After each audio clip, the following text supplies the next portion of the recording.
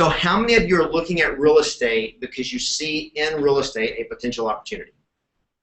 Okay, what's the opportunity? Tell me kind of what has got you interested in real estate. What are some of the things that get you interested in real estate? Mark?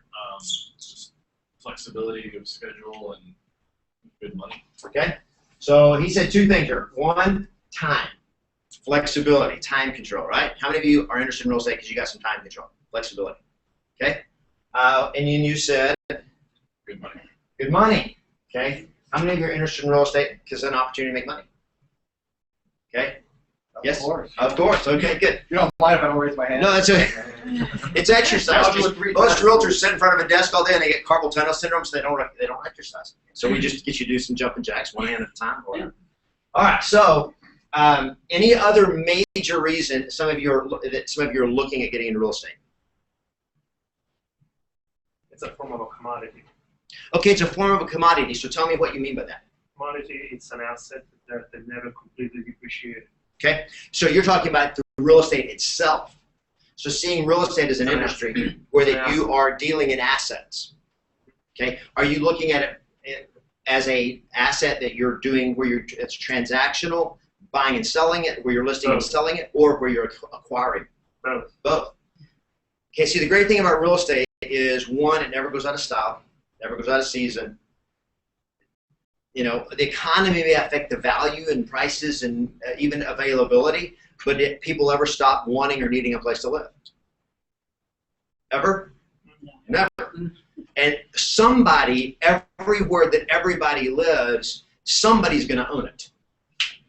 Either they're going to be a homeowner or they're going to be a renter, but if they're renting, somebody owns it, right? And you can work with the investor that owns it, or you can work with the owner-occupant that buys it and lives in it. And either way, there's a huge amount of money to be made. Or you can be the owner. Okay, you can be the investor. You can be the one that acquires real estate. And those opportunities are there, and having your license just gives you a whole lot more opportunity and a lot more equipment. It equips you to be able to acquire and or buy and sell real estate, or be an agent in the buying and selling of real estate representing other people. So either way is a great opportunity. So it's just a commodity that a house never goes out of style. Everybody is going to want, and you know, we talk about the American dream. One of the American dreams is the opportunity to own your own home, right? So it's a great opportunity. You guys see opportunities happening in the real estate market right now? Absolutely. So what are some of the really exciting news? What's some of the good stuff happening out there? Low rates. Low interest rates. So how low are we talking about? I think as low as 2.75. 3.25. Yeah, let's just say freaking low. Is everyone okay with that? We're talking historically low interest rates, okay? I'm going to try to set this on. Normally, our CEO of our company, of Keller Williams Beach Cities, Ryan Seacrest, joins me on these little escapades, these career briefings. We have just started today one of our advanced training programs called BOLD, and he actually helps run that. So I'm soloing today. And I know a little bit about technology, but I know just enough to be dangerous sometimes. But I've got a PowerPoint slide program thing I want to go through with you guys if we can get it to go. And we got it to go. Ask a question. Yes. My view is I'd like to get a license, but I'm also interested in being a home broker. Mortgage broker. Okay. You can do that. It's two different animals. Okay. How would I describe the comparison? Be a physical therapist or a surgeon. You know, they're both medical related. They may operate on the same issues. Okay. And yet they are two different things. Can you do both? Technically, you can do both. There's reasons to do both. There's reasons not to do both. Okay. It increases your liability exponentially, because there's a lot more when you're making money on two sides of a transaction. Does it create a potential conflict of interest? It's a huge potential conflict of interest. And whenever something goes wrong, who always gets the blame? It's the person they think is making all the money, and that's the loan officers and the real estate brokers, real estate agents. They think you're making all the money, so you're the one they want to come after. Okay, and that's just the way it works. Okay, and they know you have insurance, so you make a mistake, they know somebody can pay up.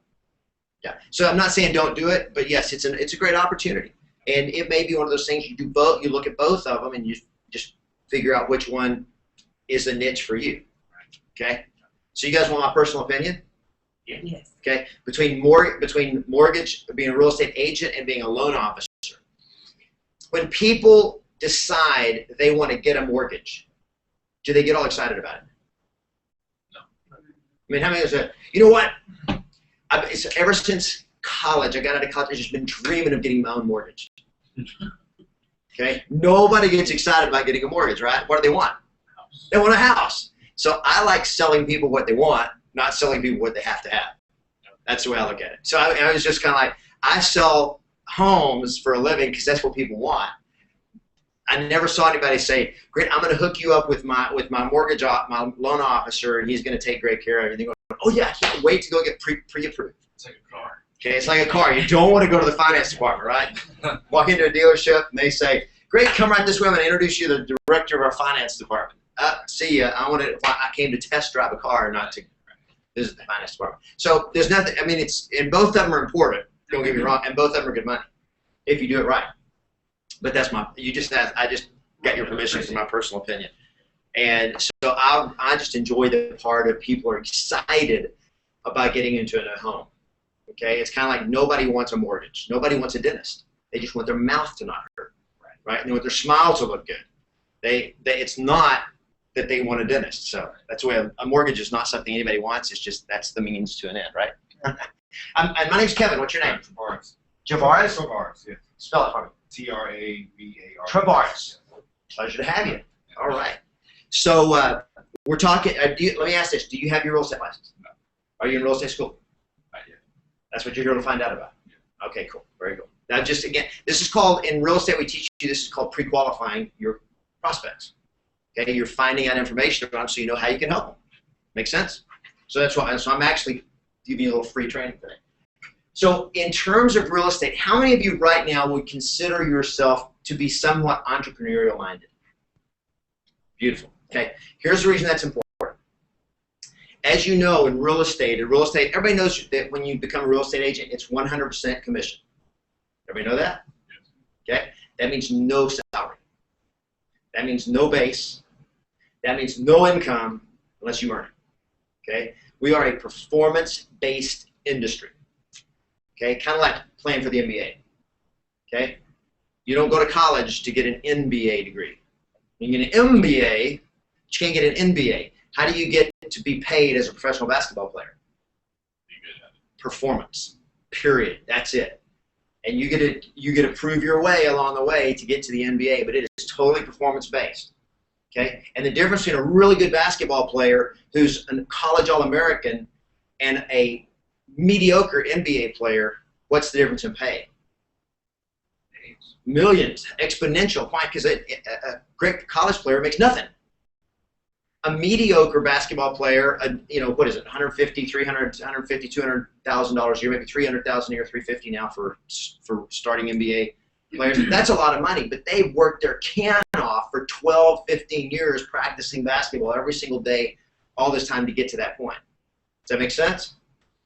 And yet, the difference between a mediocre NBA player and an all-star, $350,000 a year, $350,000 a week, right? I mean, it's that big of a difference. Real estate's the same way. It's extremely performance-based, so it's a great industry. The difference is you can get in it less than 6 months.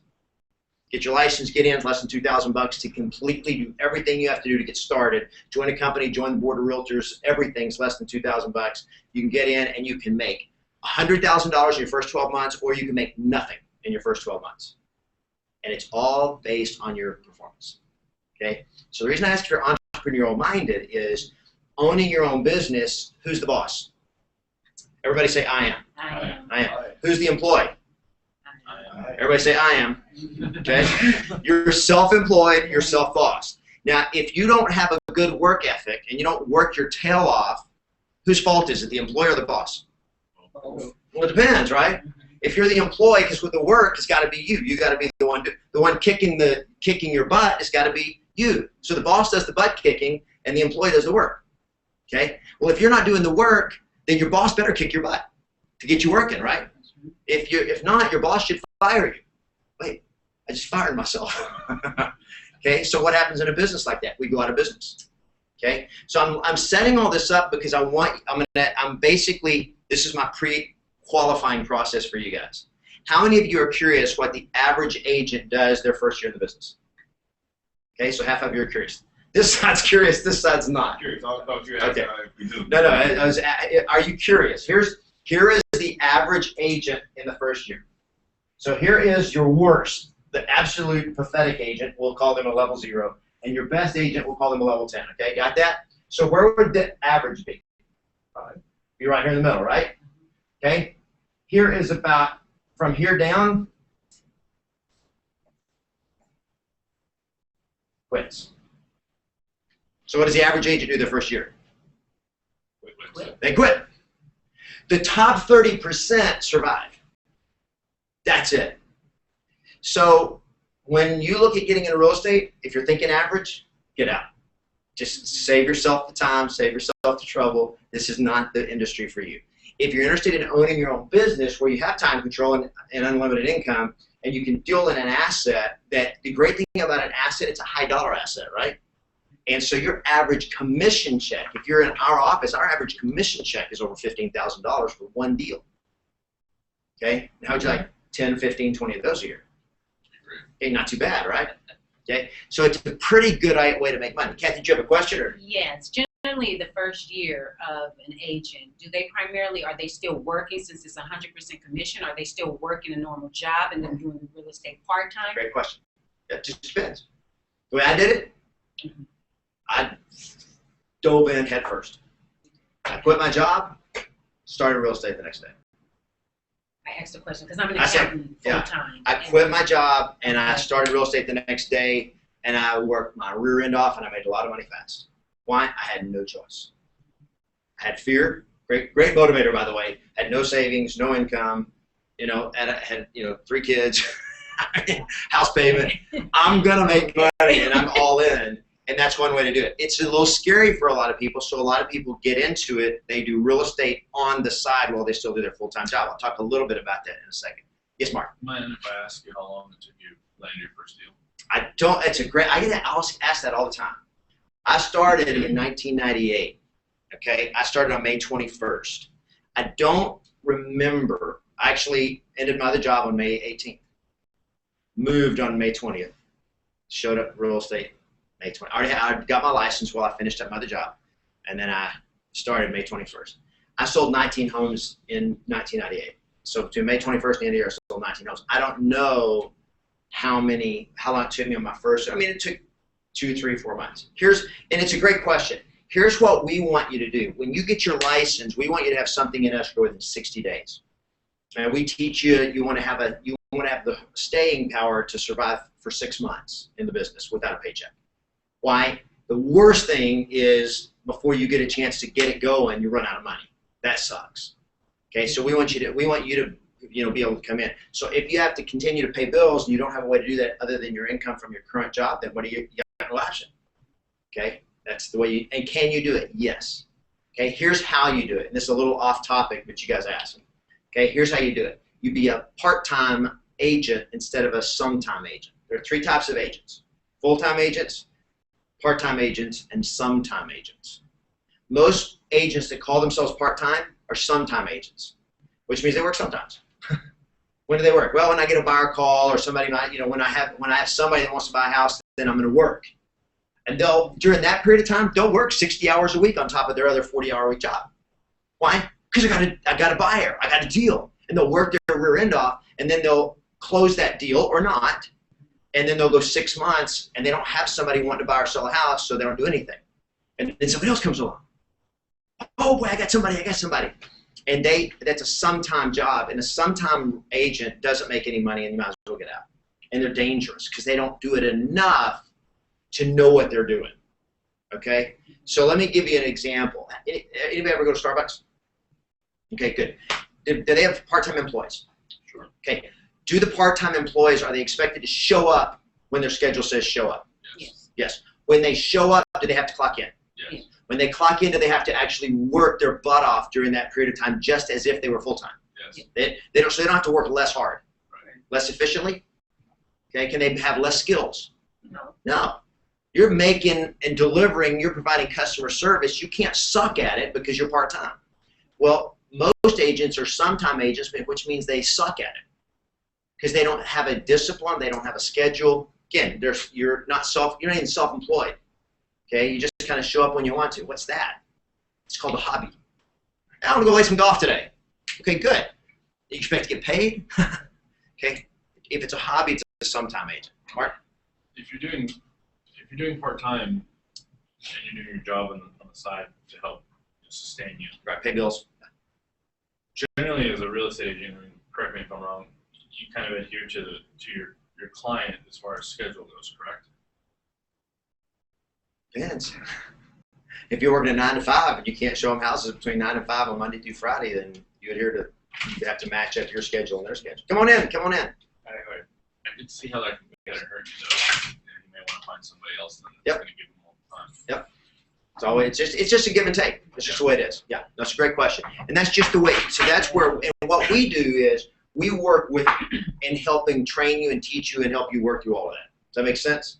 So that's part of what we do at Keller Williams Beach Cities is we help you work through all that. And we teach you how do you manage that. And we do business consulting with you to help you develop a plan that will actually work. Make sense? The key is you got to have ownership of your business. That's why we talk about entrepreneurial minded.